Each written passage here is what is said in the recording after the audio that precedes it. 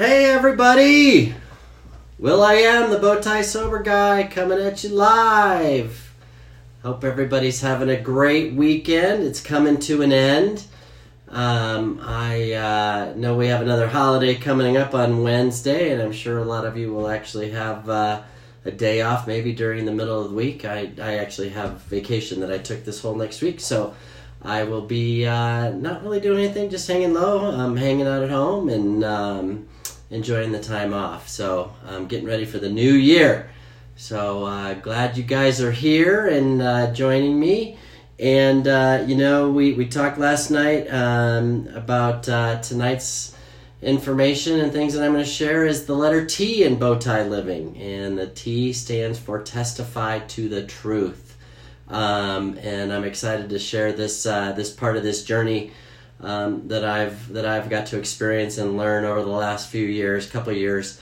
And just kind of looking real quick back, a few nights ago we started with B, and B was beliefs, and how our beliefs that we have carried into our lives and where they come from and how they have such an impact on our lives, and identifying them, and then deciding if we wanted to move on to O, which is openness, and are there things that we want to change in our belief systems? Are there things that we want to grow in or change or just get rid of? I know I had a few negative things that I didn't want to hang on to anymore, and I have decided to get rid of those. And then, of course, last night was W, which was witness, and that was looking at taking a snapshot, or not a snapshot, but really taking a look back at your life, taking stock of the good, the bad, the indifferent, and all the different things that we've had happen to us, we've done to others, and really, hey Michelle, oh thanks for jumping on. Hope things are great for you out in your neck of the woods. Again, thanks for jumping on. And but back to the witness, and just looking at the timeline and looking at your life, and see if you can find any places where you may have been wrong. Maybe you had wronged other people, certain things that had happened that you maybe have some resentments towards. You're hanging on to some fear because of some different things. Hi back, Michelle. And really taking stock and doing that inventory of what your life has looked like to this point. And it's quite an extensive exercise, but it's worth it all. And so that brings us to T in BowTie living. And T, like I said, stands for Testify to the Truth. And, it's interesting when I look at this process and going through this part of it. And truth is such a good word because a lot of times the things that I found in my own life that I thought were true were things that I thought were true, not necessarily were really true. And whether that was thoughts about myself, thoughts about other people, whatever it might have been. Really understanding, and that's why it's called Testify to the Truth. Because, there's that old line, right, that the truth will set you free. But we have to find out what that truth really is. And that's an important part of this process, because some of the things that I found out about myself or things thoughts that I had were not necessarily true. I had some as we talked about the other night on beliefs, I had some very limiting beliefs that there was no truth to them at all, and I needed to testify that. But there's also another part of it too that is that truth that there might be people out there might be organizations, institutions, or anything like that we may have wronged.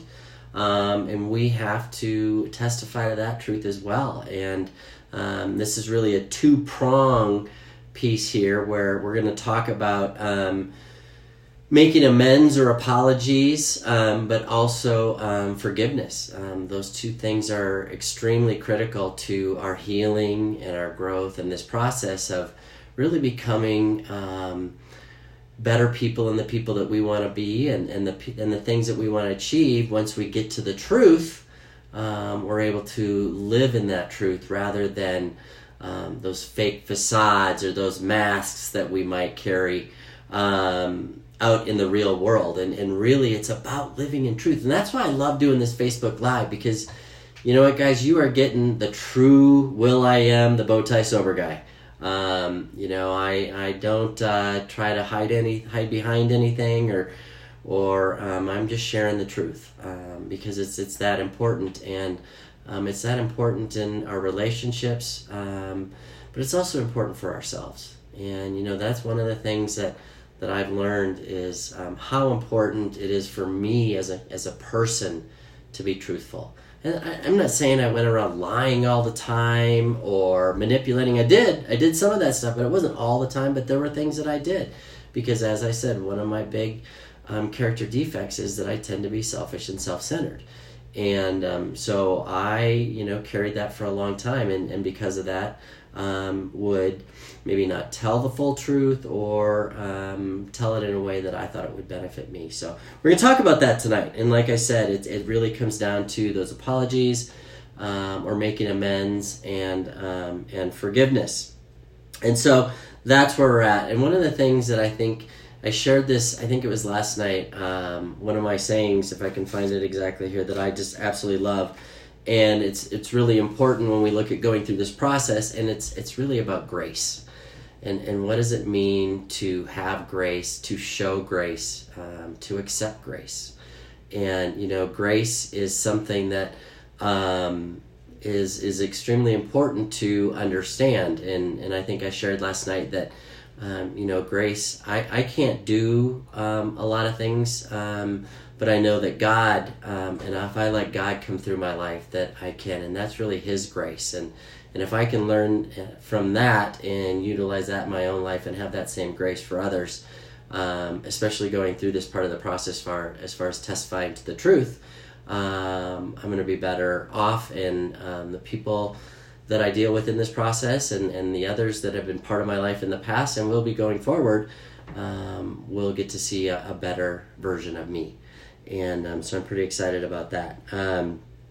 So with that, let's jump in. And like I said, there's really a couple parts of this. First one is really what we call amends or apologies. And I like the word amend better. And again, this is something that I've learned in the last few years, and the difference between that and an apology.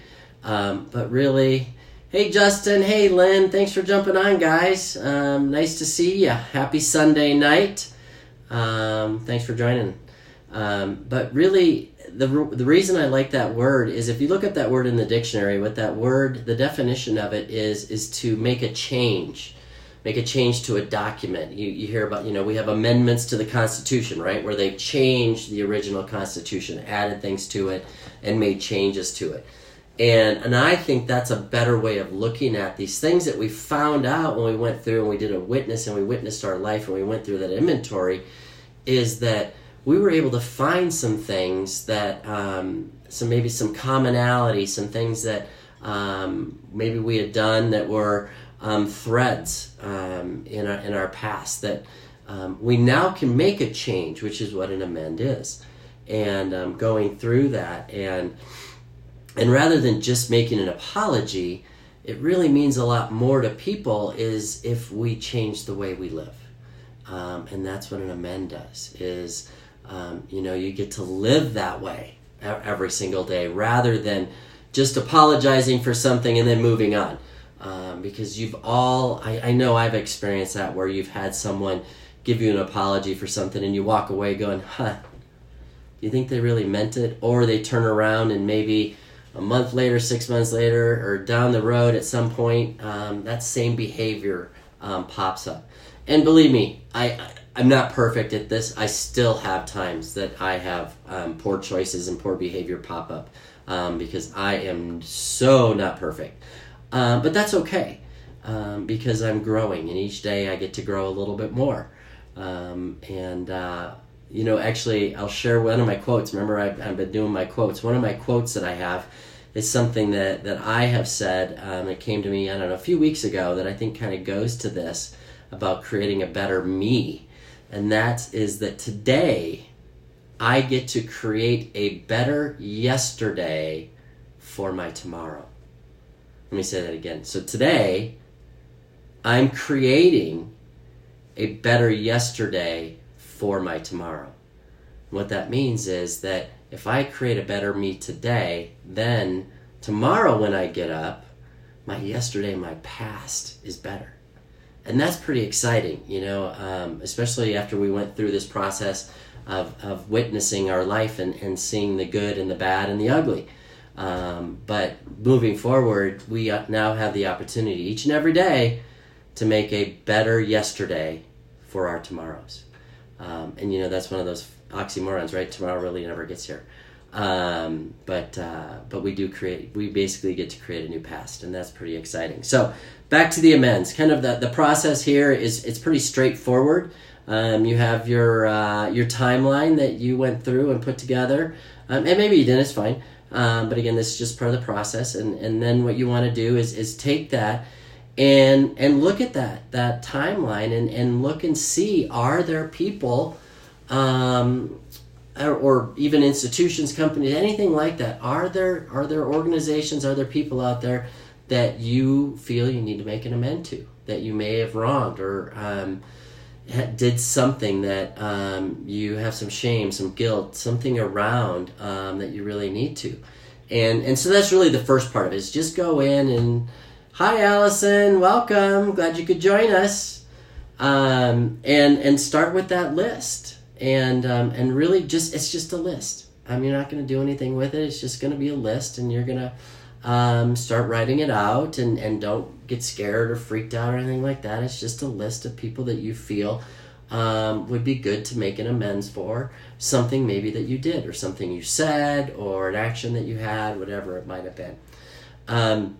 And really the key part of this is to and this was, quite honestly, I just shared this on, I think it was yesterday, with someone. One of the things when I was going through this process that I found was, part of it is where I had to look at those areas that I felt I needed to make an amends in, but I needed to look at them and find out, what was my part? Where was I responsible? What responsibility did I have in whatever that was? And I got to tell you, when I went through that process, after writing this list out of all these amends that I felt I needed to make, and really looked at what was my part. And there was a few things that I didn't have a part, and that's fine. But when I really looked at it, there was a lot of things and some real common, again, I go back to common threads that I found out in that process. One of the big ones for me is when I went through this and started doing this and really looking at what was it that I was responsible for in that event, that situation, whatever it might have been. Hey Don, thanks so much, appreciate you jumping on. But when I looked at that, I found out, and I've said this before, but how much I wanted to control so much of my life. I wanted to control people. I wanted to control circumstances. I wanted to control situations. I wanted to control everything. And it was crazy when I started looking at these things and my part in these different circumstances that I had found myself in, or situations, or whatever it might have been, or and I found out how much I was so tied to wanting to control. Man, that was extremely eye-opening. And you know what, more than eye-opening, it was heart-opening. It really opened my heart to be able to see, wow, Will, you know what? That was really how you were. And I've done a lot of work on why that happened and why I was like that and blah, blah, blah. And that's important. I shouldn't say blah, blah, blah. That's important. Absolutely. And I'm glad that I've been able to do that. And I still continue to do it because I still try to take control of things that I have no control over. But I was able to do that because I looked at what was my part. Or here's another one for you. Unrealistic expectations. Man, I lived in a world of unrealistic expectations of others. You know what? Because, again, I wanted to control. If you weren't doing it my way, you weren't meeting my expectations. And I realized all those things, and I was like, dang, and how much of my life I carried that into was staggering. It was absolutely staggering. And once I realized those things, I was able to, again, look at what was my part in all of that. And then the next part of this is to really figure out a plan of action for accepting and then taking personal responsibility for my part. Not for the event or the situation or anything like that, but what was my part in that situation or event or whatever it was that happened. And take that personal responsibility to make that amends with that individual. And really to admit where I was wrong. And I had to do that with a lot of different people, a lot of different places, a lot of different things that had happened in my life, because I, again, had unrealistic expectations of people. I wanted to control, and I didn't show up in a way that I thought was, again, from that place of a healthy spirit, as we talked about last night after peeling the onion, but a really unhealthy spirit of control and unhealthy expectations. And so we want to look at that and really figure out what that's going to look like. And we're going to actually, you'll sit down and you'll write those out. Just write them out. And then from there, it's really about finding the right time and the right place to be able to sit down and make those amends, to take that personal responsibility for what was your part in it. It has nothing to do necessarily with the other person or anything like that. It's just, what was it that you did in that specific situation that you feel you need to make an amends for, that keeps you from having that healthy spirit and that whole spirit that we talked about again yesterday at the center of the onion. And excuse me, again, still fighting this cold, I apologize. But finding that right time and that right place, and what I really recommend on that is that you do a lot of prayer. You pray about that. And this whole process is filled with prayer and really turning to God and saying, help me, Lord, to really see what my part was. Help me to see it and not beat yourself up for it. It's okay. That's what this whole process is. It's about, like we said, I'm peeling that onion, just peeling it back, and getting to that healthy spirit that we're all striving for. But praying about the right time, the right place, and then when you have that opportunity, for the right words, and sharing those right words with that person. And it's an amazing healing process when you go through this. And you know what? There might be people that have no desire to hear anything you have to say. That's fine. That's their issue. That's not yours. This is your journey. This isn't their journey. You can share it with people. And again, the amends is taking responsibility for what your role was in whatever had happened that you've been hanging on to. Hey, Miguel, welcome. Glad you're here. So that moves us on to forgiveness. This is another extremely important part of this healing process, and forgiveness is one of those things that I misunderstood for a really, really long time. And one of the things that I used to think about forgiveness was that forgiveness meant that I was condoning some behavior or some action or anything like that, and it's not. It's not at all. I'm not condoning the behavior. Forgiveness is something that I do for me. And again, for me to get back to that healthy spirit that I'm trying to get to. It's not about the other person, and it's really about me being able to let go of shame, guilt, fear, resentments, anger, whatever those things that are holding you back from achieving that life that you really desire to have, and I believe God wants for you to have. And so forgiveness is extremely important, and I gotta tell you, it's extremely healing. I'll share with you here in a minute. I shared it the other night on one of my Facebook Lives, but I'll share a little bit about it again tonight, about the healing power of forgiveness and how it's never too late. Ever. It's never, ever too late. Well, let me share it now. I shared again this the other night, but I had an unbelievably powerful experience a week ago yesterday. Last Saturday, where there were some things that I was hanging on to as far as resentment and anger towards my mom. and my mom has been passed now for a little over 6 years, and I was still hanging on to this, and I thought I had done a lot of work on this previously, and but in this other process that I was going through, I decided to really look at that relationship that I had with my mom, and again, even though she's been passed for 6 years, and I had an experience where I truly felt her spirit with me.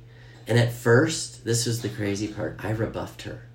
I rebuffed her spirit. Her spirit wanted nothing but to come in and have an experience with me, and I pushed her away, which is what I did a lot of in my life.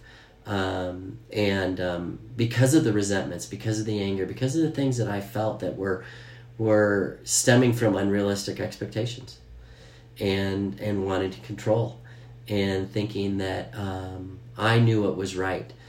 And I went through this experience, and it was so unbelievably powerful that I was able to forgive, and I was also able to make an amend to her for me pulling away and staying away and pushing her away. Although she's already passed and I wasn't able to do it when she was alive, I do believe that her spirit was with me that day and in that moment, and it was a moment that lasted, 15, 20 minutes. There's a lot more to it, but I won't get into all that tonight. But that freeing feeling of release and letting those burdens go through the act of forgiveness was one of the most beautiful experiences that I've ever had in my entire life, because I finally, after a long time, got to truly feel, and again, that goes back to that truth, truly feel and experience my mom's love in a way that I hadn't in a really, really long time. And so it's never too late. Never too late to offer forgiveness. And there's a few different things when it comes to forgiveness that we really want to look at. And probably the most important person to forgive, at least it was for me, was myself. Like I said, when I went through and did the witness, the W part of my life, and looked at the things, and then I was pretty honest and pretty vulnerable and open, and wrote some things that I wasn't proud of or happy about, and I had a lot of shame and I had a lot of guilt about. I had to look at forgiving myself first, because although I did those things, and those things made me feel a certain way, I was letting them define me, but that doesn't define me. I define me. And those things don't, and I had to forgive myself for all of that. And that was another freeing experience, and we all can go through that and accept who we are. It's the path we've been on. It's the journey we've been put on. And that's okay. And even though we've made mistakes and we may have hurt other people and we may have gone through different things that harmed us or harmed others, we can still forgive ourselves. And that is utmost importance. First is to forgive yourself. And the thing to remember about that is that God has already forgiven you. God forgave me, and once I realized that, then I was able to understand what true forgiveness was. And his forgiveness is unwavering, and ours can be as well. It's harder for us because we're human and we're sinners. But we have the ability to be able to forgive ourselves. It goes back to what I first started talking about tonight, was God's grace, and just the word grace in itself. And we can do, one of my life verses is Philippians 4:13, which says, I can do all things through Christ who strengthens me. And I try to remember that and stay true to that, because if I try to do it on my own, I don't have the strength, but God does. And so it comes to that when it comes to forgiveness as well, and forgiving myself. And then we turn and we really look at forgiving others. As I said, forgiveness does not mean you're condoning behavior at all. It doesn't mean that at all. One of my other awesome favorite things to remember about forgiveness is that forgiveness does not equal justice. But that's not our job. Our job is not to be judge and jury.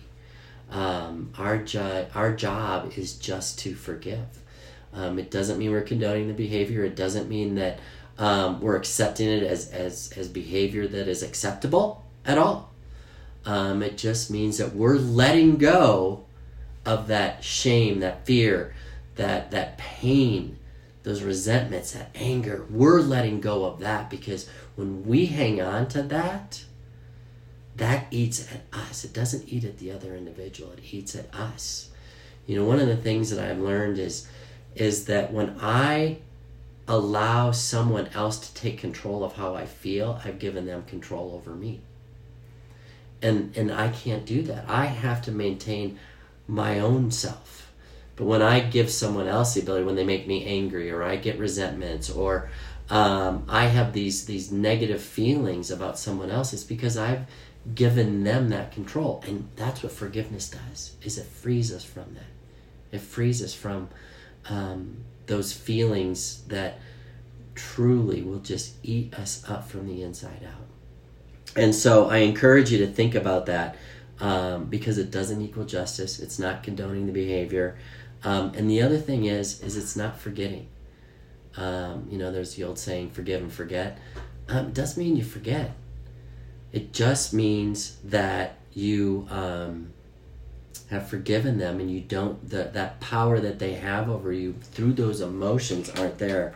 I was meeting with this gal this friend the other day, and she had a great quote that I think fits perfectly here. If I can find it. You guys, if you've watched me at all, you see that I like quotes. This is actually really cool. And this goes to the whole forgetting, that we're not forgetting, we're forgiving. And it says that memories without emotions equals wisdom. Thank you, Michelle. That was a quote that I thought was so powerful, because it goes to this whole matter of testifying to the truth. When we forgive someone, that just takes the emotional aspect, that negative emotion out of it. Doesn't change what happened. And that's true wisdom, because now we get to look at it with different eyes and different lenses that we're looking through. And again, that process, like I shared with you, the process that I went through last week, again, after doing some of this work already with my mom, and the relief and the amount of freedom and just weight off my shoulders, and really what I felt in my heart at that moment and since that moment are unbelievable. And it's, until you experience, I can't explain it to you, but you will experience it. I guarantee you that. So that is testify to the truth. It's really looking at our past and making a list, figuring out who do we need to make an amends to, who do we need to come clean with, who do we need to make sure they understood that we had a part in it. And again, we're taking personal responsibility for our part only, not for anything else, but just for our part. And then also looking at forgiveness, and where can we offer forgiveness. And I won't get into it tonight, but accepting forgiveness is also something that I had to learn how to give. And it really started with accepting God's forgiveness, and that I was truly forgiven. And once I was able to do that, then it became a lot easier to accept forgiveness from others as well. But I don't look for that. That's for them to give to me. That's not for me to go beg for or anything like that. Again, that's where the amends comes into play. I take responsibility for my part in whatever it might have been. But I don't have to look for anybody else's forgiveness. I've already received that from our Lord and Savior Jesus. So before I leave you, though, I want to give you one more quote. I gave you one of mine that I had come up with about creating a better yesterday for my tomorrow. I get to do that today. But the other one is a C.S. Lewis quote, and I love this, and it's about humility. And I think it's extremely important to remain humble while we go through this process and learn more about what humility means. Humility does not equal humiliation. And this is one of my favorite quotes. It says, humility is not thinking less of yourself, but thinking about yourself less. Let me say that again. Humility is not thinking less of yourself. It's thinking about yourself less, putting other people first in a healthy way.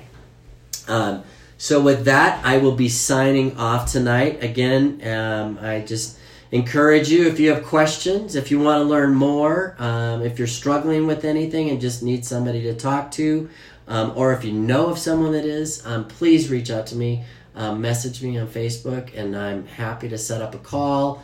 If you're here local, we can get together, grab a cup of coffee, whatever it might be. But like I said, I don't mind sharing my truth, and I also don't mind listening if someone's going through anything, and am open to helping where I can. So please feel free to reach out. Share this video if you loved it, or even just if you liked it. Feel free to share. And then tomorrow night, we're getting close to being done. Tomorrow night is the letter I, and it stands for intentional, living intentionally. I'm excited to share what that looks like, and how do we take all these things that we've learned over the last couple days, put them together, and move forward living intentionally. And hi Heather, thanks for jumping on. And how do we do that? And then of course we will end with E on New Year's Eve. And so with that, if you're headed back to work tomorrow, have a great day. If not, and you're on vacation like me, woot woot. With that though, I am going to sign off and talk to you all tomorrow. I am the BowTie Sober Guy signing out. Peace out.